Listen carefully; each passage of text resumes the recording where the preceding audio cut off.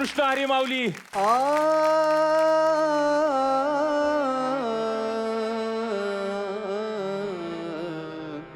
जय जय राम कृष्ण हरी हरी. जय जय राम कृष्ण हरी हरी. जय जय राम कृष्ण हरी. जय जय राम कृष्ण हरी.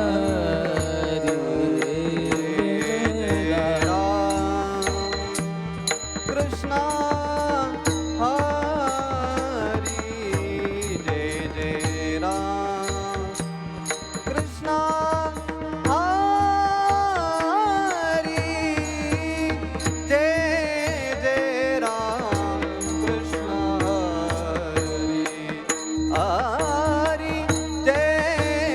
राम कृष्ण हरी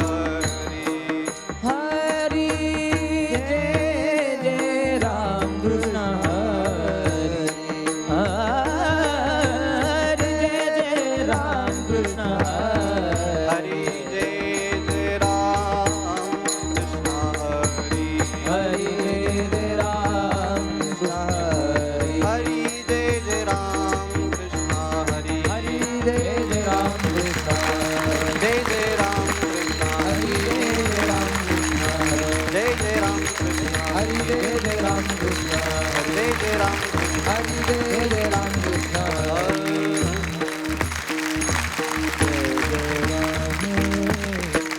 मारू नये सर्प संतांची ये दृष्टी होती लते कष्टी व्यापकपणे होतील ते कष्टी व्यापकपणे मारू नये सर्प संताची या दृष्टी होतील ते कष्टी व्यापकपणे होतील ते कष्टी व्यापकपणे एक सूत्र जीव शिवी ऐक्यता एक सूत्र जीव शिवी ऐकता एक सूत्र जीव शिवी ऐक्यता एक सूत्र जीव शिवी ऐकता एक सूत्र जीव शिवी ऐक्यता उपडिता अंग कापे रोम उपडिता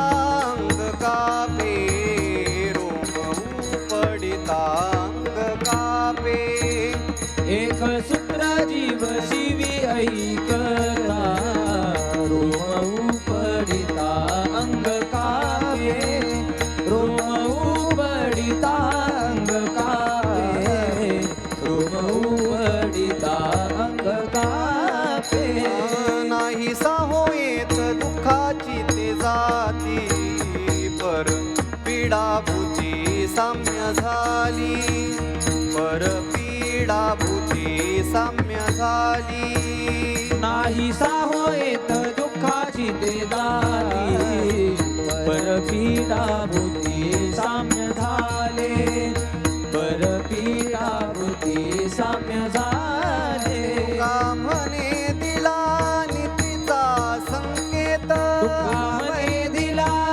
नीतीचा संकेत जानावे चित्त सुखीतेने जानावे चित्त सुखीतेने एक सूत्र जीव शिवी ऐक्यता रोम उपडिता अंग कापे रोम उपडिता अंग कापे एक सूत्र जीव शिवी ऐक्यता रोम उबडिता अंग कापे रोम उबडिता अंग कापे हर विठ्ठल विठ्ठल विठ्ठल विठ्ठल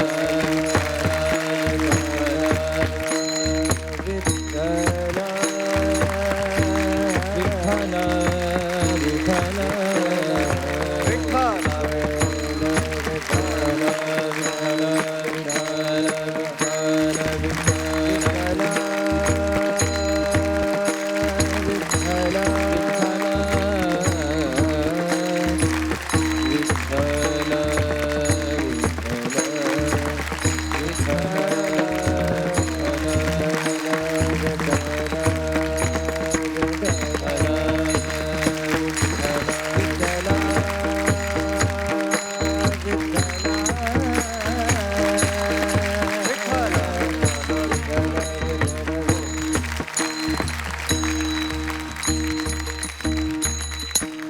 परम मंगलमय परात्पर अखिलेश्वर भक्तवांच्या कल्पतरू सकल सत्ताधीश अखिलकोट ब्रह्मांड नायक पंढरीश पांडुरंग परमात्म्याच्या असीम कृपेने कैवल्य साम्राज्य चक्रवर्ती श्रीमंत श्री ज्ञानोबराय जगद्गुरु श्री तुकोबराय आदी करून सकल वारकरी संतांच्या असीम कृपेने आणि त्यांच्या छत्रछायेखाली उभा असलेला वारकरी संप्रदायातील सर्वच अधिकार संपन्न महात्म्यांना वंदन करतो. अखिल हिंदू राष्ट्राचं असणारा दैवत छत्रपती शिवाजी महाराज छत्रपती संभाजी महाराज यांच्या पावन स्मृतीला अभिवादन करतो आणि कीर्तन सेवेला सुरुवात. विठ्ठल विठ्ठल.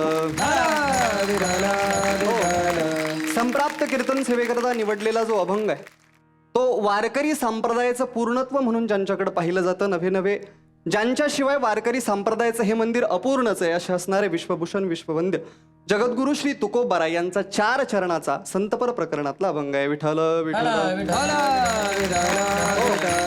प्रस्तुत अभंगातून जगद्गुरु श्री तुकोबाराय व्यापक बोधावर आरूढ झालेल्या संत महात्म्यांच्या दृष्टीचं वर्णन करतात, त्यांच्या अंतःकरणातल्या करुणेचं वर्णन करतात. जगद्गुरु तुकोबाराय म्हणतात की संतांच्या दृष्टिकोनातनं जर बघितलं तर सर्पाला सुद्धा मारू नये, कारण व्यापक दृष्टी त्यांची झालेली असल्यामुळं ते सर्पाच्या ठिकाणी सुद्धा ब्रह्मच पाहतात. आपल्या अंगावरचा एक केस उपटावा आणि आपल्या सर्वांगभर शहारे यावेत, तसं दुसऱ्याच्या दुःखानं ते दुःखी होतात, कारण जीव आणि शिव यांच्यामध्ये ऐक्यता आहे. सर्व भूत मात्रांविषयी साम्याची दृष्टी असल्यामुळं परपिढेचं दुःख त्यांना सहन होत नाही. म्हणून कोणत्याही जीवाचा मत्सर न करणं हीच खरी ईश्वराची पूजा आहे आणि त्यानंच चित्त सुखी होतं, असा सरळ अर्थाचा अभंग आहे. जगद्गुरु तुकोबाराय प्रस्तुत अभंगातून नीतीचा संकेत म्हणजे दैनंदिन जीवनामध्ये कसं वागावं याचा संकेत देतात. विठ्ठल विठ्ठल. दुसऱ्या जीवांना कुठल्याही प्रकारचं दुःख देऊ नये, दुसऱ्या जीवांना कुठल्याही प्रकारची हिंसा करू नये असा संतांचा उपदेश कायमच राहिलेला आहे. आणि प्रस्तुत अभंगातून सुद्धा जगद्गुरु तुकोबाराय मारू नये सर्प असं म्हणतात.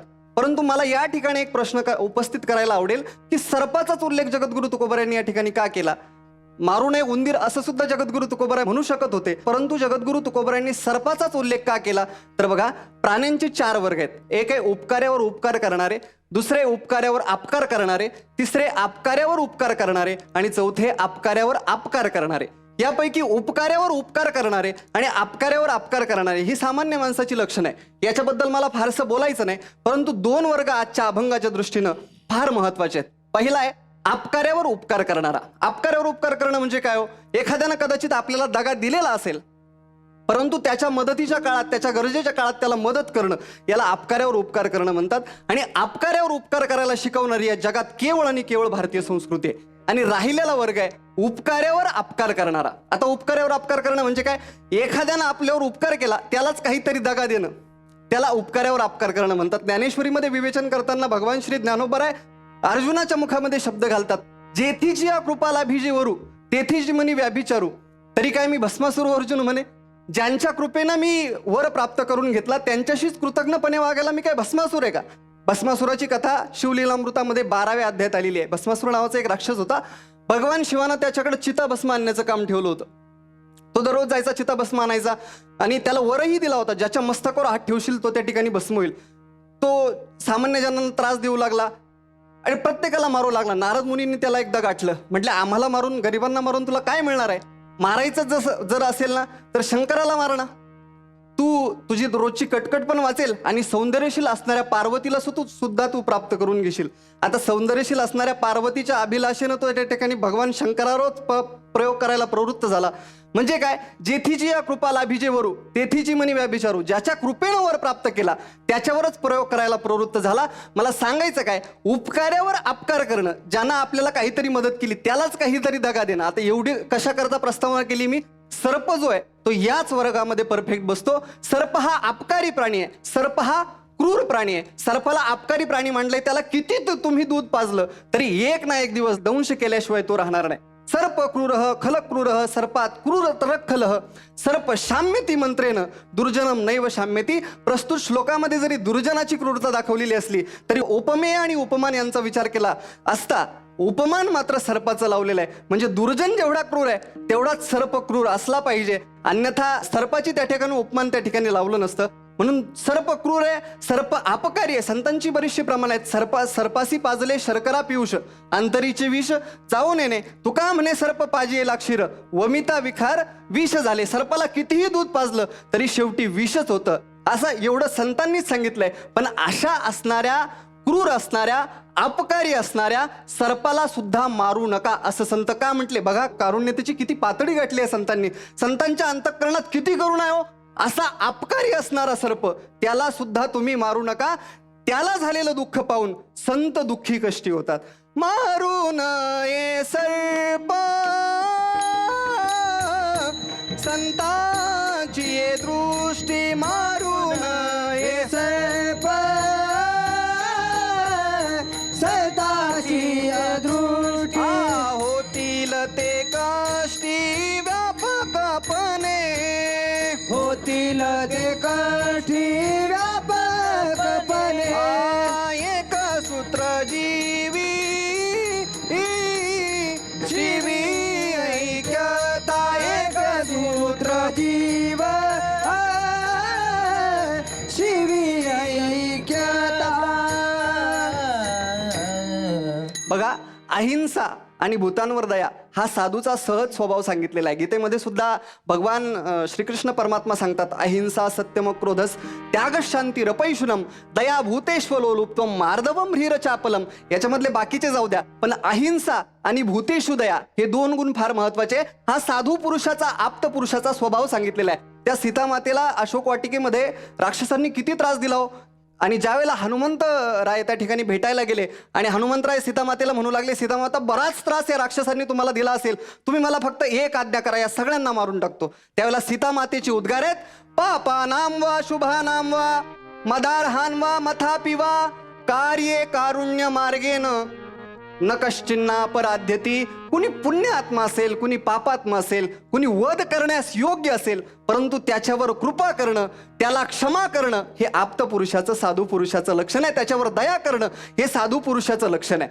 म्हणून सर्प कितीही अपकारी असला, कितीही दंश करणारा असला, कितीही तुमच्यावर अपकार करणारा असला ना, तरी त्याच्यावर दया करा, त्याच्यावर उपकार करा असं संत सांगतात.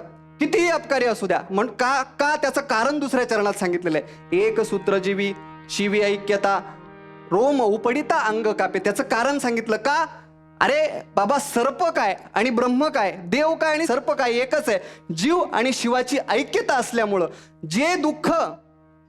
जे दुःख देवाला मारल्यानंतर होईल ना, तेच दुःख तेवढ्या अपकारी, तेवढ्या क्रूर असणाऱ्या सर्पाला मारल्यानंतर आम्हाला होतं. म्हणून तुम्ही सर्पाला मारू नका, कारण जीव आणि शिव यांची ऐक्यता आहे. बघा तिसऱ्या चरणाचा भाव असा आहे की नाही साहो येत दुःखाची ये जाती, परपीडा भूती साम्य झाली. जगद्गुरु तुकोबरायांच्या जीवनातला तो प्रसंग आठवा, ज्यावेळेला मंबाजी बुवांनी तुकोबरायांना काठीने मारहाण केली. काठीनं मारलं जगद्गुरु तुकोबरायांना. त्यावेळेला तुकोबरायांना जेवढं दुःख झालं नाही, त्यावेळेला एखाद्या सर्पाला मारताना एखाद्या गृहस्थाला पाहिल्यानंतर जगद्गुरु तुकोबराय म्हणतात, अरे का मारतो बाळा त्याला, मारू नये सर्प. कदाचित या अभंगाची पूर्वपीठिका असली पाहिजे. एखाद्या गृहस्थाला सर्प मारताना जगद्गुरु तुकोबरायांनी पाहिलं असावं. आणि जेवढं दुःख मंबाजी बुवांनी तुकोबरायांना मारल्यानंतर तुकोबरायांना झालं नाही, तेवढं दुःख तुकोबरायांना त्यावेळेस झालं असावं त्या गृहस्थाला सर्पाला मारताना पाहून. म्हणून जगद्गुरु तुकोबराय म्हटले की मारू नये सर्प सत्तांची दृष्टी. बाकीच्यांचं दुःख जाऊ द्या, माझ्या वाट्याला दुःख आलं तर चालेल, पण या जगातल्या कोणाच्याच वाट्याला दुःख येऊ नये. नाही साहो येत दुःखाची ते जाती, परपीडाभूती साम्य झाली. परपीडेचं दुःख तो जाणतोय. फार सुंदर भजन आहे नरसिंह मेहत्यांचं. वैष्णवजन तो तेने कही ये जे पीड पराई जाने रे. गुजरात मधले एक संत होऊन गेले नरसिंह मेहता म्हणून. त्यांचं फार सुंदर आहे भजन आहे की वैष्णवजन तो तेने कही ये पीड पराई जाने रे. ज्यांना पर दुःख कळतं, पर पीडा कळते ना, त्यांना संत म्हणा. आणि जगद्गुरु तुकोबराय शेवटच्या चरणात सांगतात की हे सगळं खटाटोप 3 चरणांचा मी कशा करता केला, तर तुम्ही दैनंदिन जीवनामध्ये कोणत्याही प्राण्याचा, कुठल्याही जीवाचा मत्सर करू नये. दैनंदिन जीवनात कसं वागलं पाहिजे, इतरांशी कसा व्यवहार ठेवला पाहिजे, याचा नाम नीतीचा संकेत तुकोबरायांनी दिलेला आहे. तुका म्हणे दिला नीतीचा संकेत, तुका म्हणे दिला नीतीचा संकेत, तुका म्हणे दिला नीतीचा संकेत, तुका म्हणे दिला नीतीचा संकेत. तुझ्या नावे चित्त सुखी तेणे,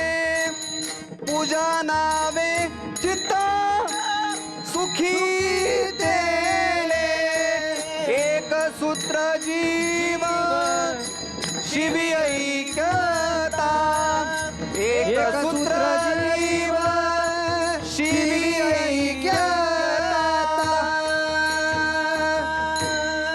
काय तुकोबारायांनी पूजेची व्याख्या केली महाराज. बाकीच्या लोकांनी कदाचित वेगवेगळ्या व्याख्या केल्या असतील पूजेच्या संदर्भानं, पण तुकोबारायांनी काय व्याख्या केली की कोणत्याही जीवाचा मत्सर न करणं हीच खरी ईश्वराची पूजा आहे. पूजा नावे चित्त सुखी तेने. आणि ही पूजा जर तुम्ही केली तर तुमचं चित्त नक्कीच सुखी झाल्याशिवाय राहणार नाही. म्हणून कोणत्याही जीवाचा मत्सर करू नये, सर्पाला मारू नये, हाच उपदेश जगद्गुरु तुकोबारायांनी या अभंगातून या ठिकाणी दिलेला होता. अल्पमतीनं अल्पबुद्धीनं या अभंगावर मी बोलण्याचा प्रयत्न केला. काही चुकलं असेल, माझ्या बुद्धीचे दोष आहेत. जे काही बरोबर असेल ते सद्गुरु जोग महाराज वारकरी शिक्षण संस्थेचं आहे. जीवनात शिदोरी म्हणून नक्की कामाला येईल. ज्ञानेश्वर माऊली ढाणार ढोबार कुमाये ढोबार कुमाई ढोबार कुमाये ढोबार कुमाई ज्ञानेश्वर माऊली ज्ञानराज माऊली तुकाराम ज्ञानेश्वर माऊली ज्ञानराज माऊली तुकाराम. रामकृष्ण हरी. रामकृष्ण. माऊली, काय सांगाल सेवेबद्दल? प्रमोद महाराज, सगळ्यात महत्वाचं, तुम्ही अभंग फार उत्कृष्ट चालीत गायला आणि शेवटच्या चरणाला गाताना पुन्हा द्रुपद त्यात गाऊन घेतलं. म्हणजे वेळेचं नियोजन जे अत्यंत आवश्यक आहे ते आपण पाळलं. सर्प मारू नये, मग मारू नये त्यासाठी सर्पच का निवडला, या उपोद्घाताने पुढच्या संपूर्ण व्याख्यानाबद्दल उत्सुकता निर्माण झाली, जी अत्यंत आवश्यक आहे. मला थोडं असंही आपल्याला सांगावंसं वाटतं, चालेल ना? ओव्या म्हणण्यापेक्षा थोड्या गात जा. देवाने तुम्हाला छान गळाही दिलाय आणि आवाजाची काळजी घ्या, कारण पहिल्यापेक्षा आता आवाजाला थोडासा ताण आलेला दिसला. आणि या संबंधाने बोलताना विद्यमानाशी काही गोष्टी जोडल्या पाहिजेत. जगद्गुरु तुकाराम महाराज संत म्हणून माहिती आहेत, पण या अभंगाने ते महाराष्ट्रातले सगळ्यात जुने आणि सर्वप्रिय सर्पमित्रही आहेत. अशा नव्या ओळखींनी तुम्ही नव्या माणसांना जुन्या वाङ्मयाशी छान जोडू शकता. तुमच्या या कीर्तनाने मागच्या सारखीच आजही खूप प्रसन्नता वाटली. खूप शुभेच्छा. आई साहेब. प्रमोद महाराज, आपण आज अभंग तो सुंदरच होता. आणि सर्प म्हणजे सर्वात विषारी प्राणी आहे, पण त्या विषारी सर्पावर सुद्धा दया करावी असं जगद्गुरु तुकाराम महाराज म्हणतात. त्या या अभंगातून तुम्ही खूप सुंदर मांडलं. आणि दुसरी गोष्ट, अपकारावर उपकार, उपकारावर अपकार, हेही चांगलं सांगितलं. अभंग अवघड होता तरी सोप्या भाषेत करून चांगलं चारही चरणाला न्याय दिला. तुमचं गाणं, ओव्या आणि मांडण्याची पद्धत ही अत्यंत चांगली आहे, म्हणून आपल्याला खूप खूप शुभेच्छा. अत्यंत उत्तम सेवा झाली, अशीच ती वाढत राहू हीच पांडुरंगाकडे प्रार्थना. रामकृष्ण हरी. जहाती संत कृपावंत दयिती जहाती संत कृपावंत पाळी पंढरीनाथ लळा त्याचा पाळी पंढरीनाथ लळा त्यांचा नवी संवेच्या घडी युगमानी नवी संविता कधी पळयुगमानी दिसून येती जनी किविलवाणी दिसून येती जनी किविलवाणी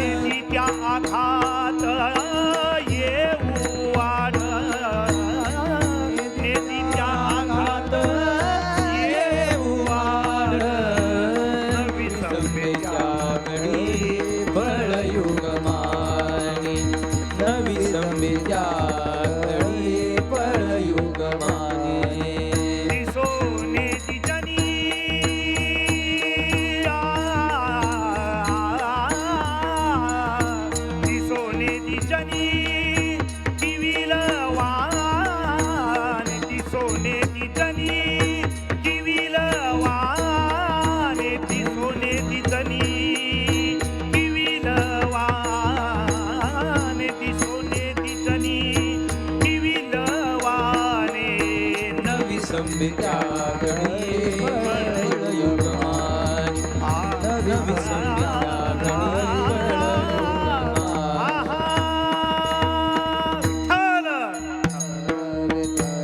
विठ्ठल विठ्ठल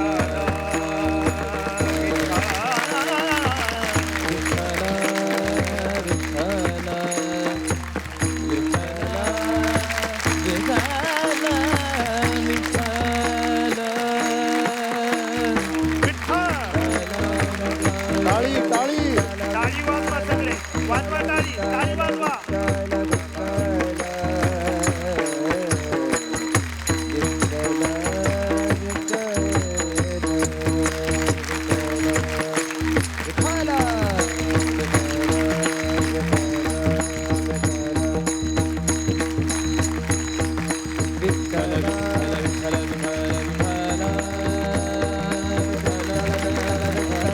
बोला पुंडलिकवरदा हरी ज्ञानदेव पंढरनाथ भगवान की ज्ञानेश्वर महाराज की तुकाराम महाराज की संतरामय महाराज की लोकनाथ शंकर दगडे महाराज की हला हला हला हला हला हला.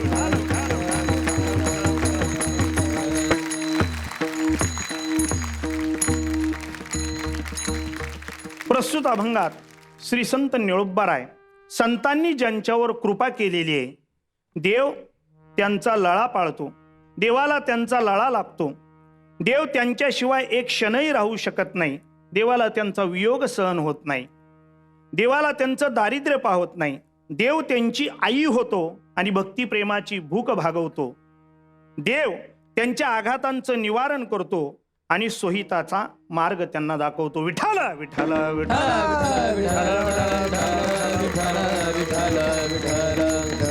या अभंगाच्या माध्यमातून संत निळोबाराय संतांची कृपा झालेल्या भक्तांवर देवाची प्रीती किती गोड आहे, देवाचा लळा किती गोड आहे याचं मोठं गोड वर्णन करतात.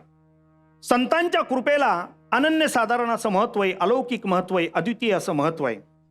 तरी कीर्तनाचे नि नटनाचे नाशिल व्यवसाय प्रायचित्ताचे जे नामची नाही पापाचे ऐसे केले यमदमा अवकळा निली तिरिते ठायावरुनी उठविली यमलोकीची खुंटली रहाटी आगवे यम म्हणे काय यमावे दम म्हणे कवनाते दमावे तिरिते म्हणती काय खावे दोष ओकदास नाही ऐसे नि माझे नामघोषे नाही शिकरती विश्वाची दुःखे अवघे जगची महासुखे दुमदुमीत भरले ते पहाटे विन पहावित अमृते विन जीववित योगे विन दावित कैवल्य डोळा कै एकादेनी वैकुंठची जावे ते तिही वैकुंठची केले आगवे ऐसे नामघोष गौरवे धवळले विश्व तेजे सूर्य तैसे सोज्वळ परी तो अस्तवे हे किडाळ चंद्र संपूर्ण एखादे वेळ हे सदा पुरते मेघ उदार परी ओसरे म्हणून उपमेशी न पुरे हे निशंकपणे संपाकरे पंचानन.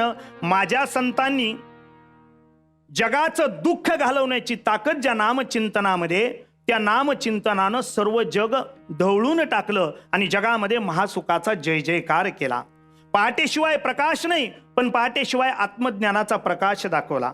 अमृताशिवाय अमरतत्व प्राप्त होत नाही पण अमृताशिवाय आपण अमर आहोत याची ओळख माझ्या संतांनी आपल्याला कळून दिली आणि योगाशिवाय धडधडीत मोक्ष तुम्हा आम्हाला दाखवला. आणि म्हणून धरितीच्या हाती संत कृपावंत. संतांची कृपा सामान्य नाही. संतांनी हाताला धरलं म्हणजे काय केलं, संतांनी कृपा केली म्हणजे काय केलं, अज्ञानाच्या अंधारातून आत्मज्ञानाच्या प्रकाशाकडे आणलं. द्वैताच्या संबंधातून अद्वैताच्या वारीकडे संतांनी याला आणलं. आणि म्हणून संतांची कृपा इतकी गोड आहे. महाराष्ट्र केसरी बाप आहे, अख्खं गाव त्याला घाबरतं पण पोरग घाबरत नाही. कुस्ती ठरवायला माणसं आली आणि मुलाला सांगितलं बाळा जरा पाणी आण, घ्या तुम्ही. आणि मग वडिलांना मोठा राग आला. माणसं गेल्यानंतर दारात विहीर होती, त्या मुलाची बोकोटी धरली आणि विहिरीत उलटं धरलं. सोडू का? मुलगा म्हणतो सोडा. अरे बुडशील, बुडू द्या. मरशील, मरू द्या. मलाही पोहायला येत नाही, तुला येत नाही, बघ बुडशील आणि मरशील, मरू द्या, तुम्ही सोडा. बाहेर काढलं आणि मग बोकोटीला धरून थोडा कान पिळून विचारलं, का रे, दोघांनाही पोहायला येत नाही, बुडून मरशील, तरी 10 वेळा बुडू द्या, मरू द्या, सोडा म्हणतो, काय कारण आहे? याचं कारण असं आहे बाबा की मी तुम्हाला एकुलता एक आहे हे मला माहिती आहे, त्यामुळे तुम्ही मला सोडणारच नाही. तुका म्हणणे आम्ही बाळे या देवाशी लढीवाळे, किंवा तुका म्हणणे आम्ही मागावी लढीवाळी, पुरवावी आळी माये बाप, लळा याला म्हणतात. बळ्या माझा पंढरराव, तो या देवांचाही देव. आणि म्हणून महाराजांनी मोठं गोड असं या ठिकाणी वर्णन या निळोबरायांनी या अभंगामध्ये केलेले. पाळी पंढरीनाथ लळा, देवाला त्यांचा लळा लागतो, सामान्य आहे का? याचं आणखी एक कारण तुम्हाला सांगतो. पहा, ज्ञानोबरायांनी ज्ञानेश्वरी नंतर पूर्णत्वाला पसाय दान म्हणजे पसाय म्हणजे प्रसाद मागितला. आता विश्वात्मके देवे येणे वाग्यज्ञ तोषावे, तो शोनी मज द्यावे पसाय दान हे, हा प्रसाद मागतात. पण कोणासाठी? ज्या सज्जनांनी ज्ञानोबांना भावंडांना उचलून डोक्यावर घेतला आणि त्यांची ज्ञानेश्वरी सच्चिल अंतःकरणानं श्रवण केली, त्या सज्जनांसाठी पहिला प्रसाद नाही मागितला. तर ज्या दुर्जनांनी ज्ञानोबांच्या आई वडिलांना देहांत घ्यायला लावलं, ज्या दुर्जनांनी ज्ञानोबांच्या भावंडांना भिक्षा मांड सुद्धा वाढलं नाही, ज्या दुर्जनांनी पैठणपर्यंत अनवाणी पायानं शुद्धीपत्राकरता जायला लावलं ना, त्या दुर्जनांसाठी पहिला प्रसाद मागतात. जे खलांची व्यंकटी सांडो तया सत्कर्मी ती वाढो आणि भूता परस्परे जोडो मैत्र जीवांचे. ज्ञानोबराय सांगतात, या जगातले दृष्ट संपायला नको, त्यांच्या ठिकाणी असणारी मनाची व्यंकटी वाकडेपणा खलत्व दृष्टत्व संपू दे, मग राहिलेला मनुष्य मला स्वीकारा रे. पहा, एका बाजूला त्याच ज्ञानेश्वरीचं रूपांतर ज्या गीतेतून झालं, ते गीतेचे प्रवक्ते भगवान गोपाल कृष्ण अर्जुनाला सांगतात, यदा यदा धर्मस्य ग्लानिर्भवतो भारत अभ्युत्थानम धर्मस्य तदात्मानां सृजाम्यहम्. अर्जुना, जेव्हा जेव्हा धर्म संकटात येईल, धर्माला ग्लानी येईल, त्यावेळी मी अवतार घेईन आणि दृष्टांना ठार करेन. म्हणजे गीतेचे प्रवक्ते भगवान गोपाल कृष्ण एका बाजूला दृष्टांना ठार करण्याची भाषा करतात आणि त्यांचेच भक्त संत ज्ञानोबराय दृष्टांना स्वीकारण्याची भाषा करतात. आणि म्हणून संतांची कृपा अत्यंत महत्वाची आहे. धरिती जहाती संत कृपावंत, धरिती जहाती संत कृपावंत, धरिती जहाती संत कृपावंत, धरिती जहाती संत कृपावंत. पाळी पंढरीनाथ लळा त्याचा, पाळी पंढरीनाथ लळा त्याचा, नवी संबे त्या घडी पळयुग मानी, नवी संबे त्या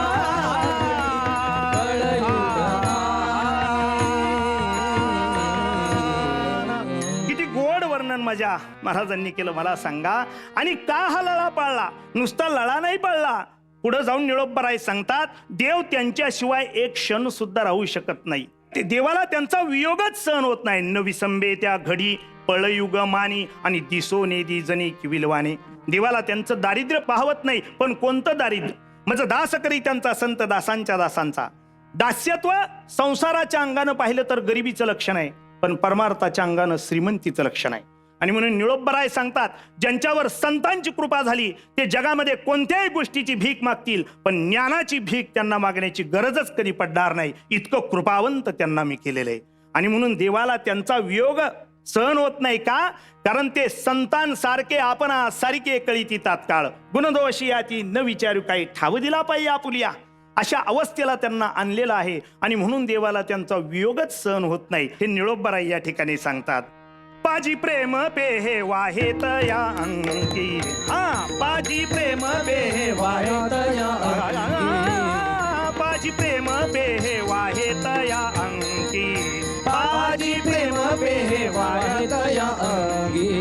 मने हे लाडकी तानी माझी, मने हे लाडकी तानी माझी, नवी संबे त्या घडी पळयुग मानी, नवी संबे त्या घडी पळयुग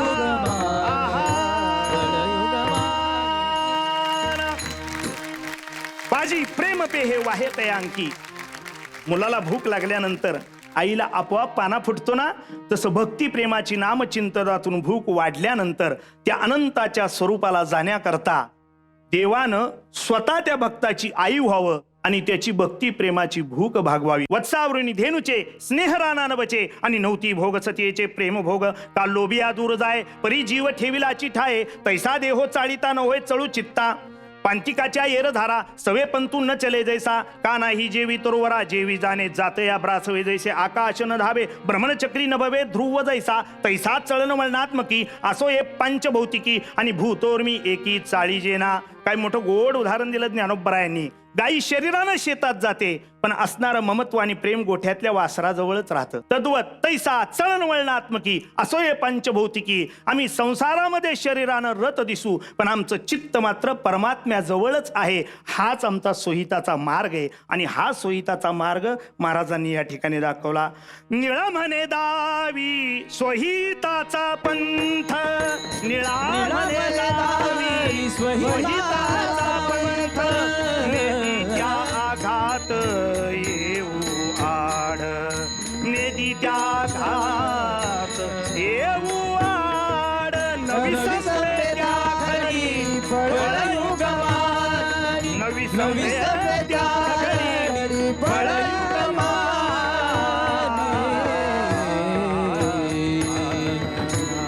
निळा म्हणे दावी सोहिताचा पंथ आणि नेधी त्या आघात येऊ आड. मागे पुढे उभा राहे संभाळीत आणि आलिया आघात निवारावे. आणि तुका म्हणेच या आपुले सोहित करणे तोची प्रीत हरिकते. ऐक रे जना ज्या सोहिताच्या खुणा, पंढरीचा राणा मना माझी स्मरारे. आणि म्हणून आलिया संसारा उठावी करा, शरण जा उदारा पांडुरंगा. अहो संतांना उपमा कोणती द्यावी?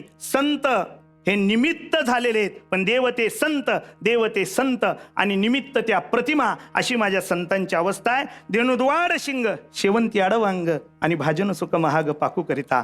गाई मारकी आहे, प्रसंगी मालकालाही मारते. शेवंती सुगंधित आहे, पण काट्याच्या आत दडते. आणि रुचकर भोजन असेल तर सुगरणीला कष्ट आहेत, पण त्याशिवाय तृप्तीचा ढेकर कसा येईल बरे. म्हणजे रुचकर जेवणासाठी सुगरणीनं जसे जेवण बनवण्याचे कष्ट स्वीकारले, शेवंतीच्या सुगंधासाठी यजमानानं काट्यांच्या जखमा स्वीकारल्या आणि अमृतासारख्या दुधासाठी मालकानं गाईचा मारकेपणा स्वीकारला ना, तसं देवाच्या प्राप्तीकरता संतांनी विषयाचा त्याग स्वीकारला, मोहाचा भोगाचा त्याग स्वीकारला. हा त्याग खूप अवघड आहे आणि तो संतांनी स्वीकारला. म्हणून असे जे संत आहेत त्यांनी ज्यांच्यावर कृपा केली त्यांचा लळा देवाला लागला, त्यांचा वियोग देवाला सहन होत नाही, त्यांचं दारिद्र्य देवाला पाहवत नाही. देव त्यांची आई होतो आणि भक्तिप्रेमाची भूक भागवतो. देव त्यांच्यावरच्या आघातांचं निवारण करतो आणि देव त्यांना स्वस्वरूपाच्या आत्मस्वरूपाच्या आत्मज्ञानाच्या मार्गाजवळ घेऊन जातो. विडोबार खुमाई, जय जय विठोबार खुमाई, जय जय विठोबार खुमाई, जय विठोबार खुमाई. ज्ञानेश्वर माऊली ज्ञानराज माऊली, ज्ञानेश्वर माऊली ज्ञानराज माऊली, ज्ञानेश्वर माऊली ज्ञानराज माऊली. तुकाराम तुकाराम तुकाराम तुकाराम.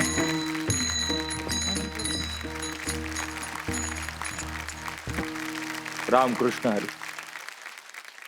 माऊली काय सांगाल आता सेवेबद्दल? आझाद महाराज अभंगाला चाल छान लावली. पहिल्या दमात प्रतिज्ञा वाक्यासह त्या अभंगाचा अर्थ स्पष्ट केला. निवेदनाची शैली मोहक आहे, म्हणजे वाढण्याची रीत अशी असावी की मिरची पण लोकांनी जिलेबी सारखी खाल्ली पाहिजे.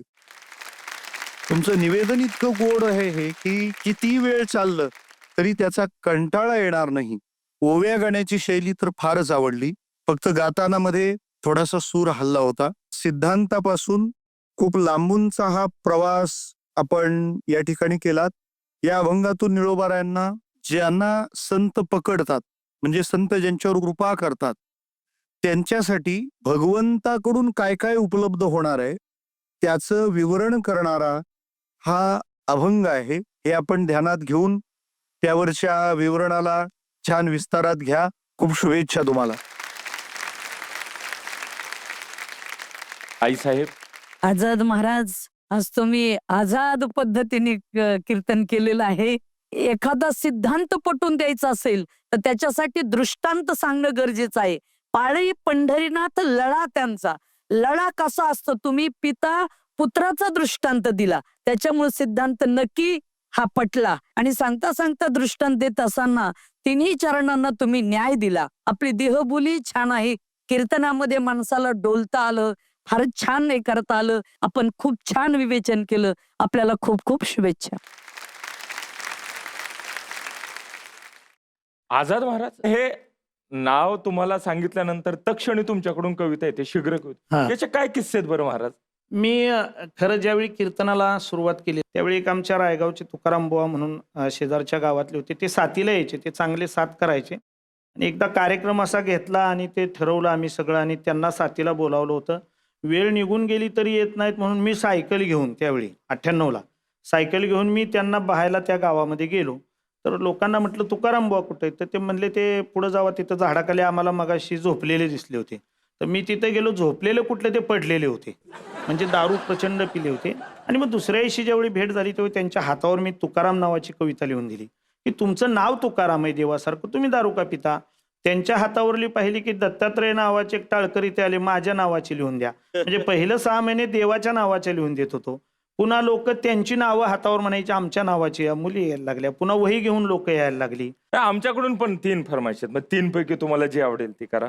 एक तर चंद्रभाग आहे, हा. एक इंद्रायणी आहे आणि एक भीमा आहे. हा. यावर तुम्हाला जो एक त्रिवेणी संगम साधता येईल तो घ्या गाड्या आज. हा माऊली, हे एक वेगळं आकर्षण आहे, सप्ताहाला आल्यानंतर पूर्ण करून घेत जा. सेवेसाठी शुभेच्छा माऊली. रामकृष्ण. माऊली, आजच्या भागातील आपल्या दोन्ही सेवेकऱ्यांची सेवा सादर झाली आणि पुन्हा ती घटिका समीप आली, जिथे आपल्याला ठरवावं लागणार आहे की कोणाची वारी अशी अखंड चालू राहणार आणि कोणाचा मुक्काम आज इथेच होणार. मी या मंचावर पाचारण करू इच्छितो आजच्या भागातील दोन्ही सेवेकऱ्यांना, हरिभक्तीपरायण आझाद महाराज आणि प्रमोद महाराज यांना जोरदार टाळ्या झाल्या पाहिजे त्यांच्यासाठी. पाहूया यांच्या कीर्तन सेवेने आपल्या कीर्तन सारथ्यांच्या मनात किती ज्ञानदीप उजळले येते. तर माऊली, निकाल आपल्या समोर आहे. ज्यांची वारी अशी अखंड चालू राहणार आहे ते आहेत हरिभक्तीपरायण प्रमोद महाराज. जोरदार टाळ्या झाल्या पाहिजे त्यांच्यासाठी. वारी अखंड चालू राहू. रामकृष्ण हरी. चला माऊली, आजच्या भागाची सांगता इथेच झाली. पुन्हा भेटूया पुढच्या आठवड्यात. तोपर्यंत पाहत रहा आपला हा कीर्तन सोहळा. कोण होणार महाराष्ट्राचा लाडका कीर्तनकार. रामकृष्ण हरी.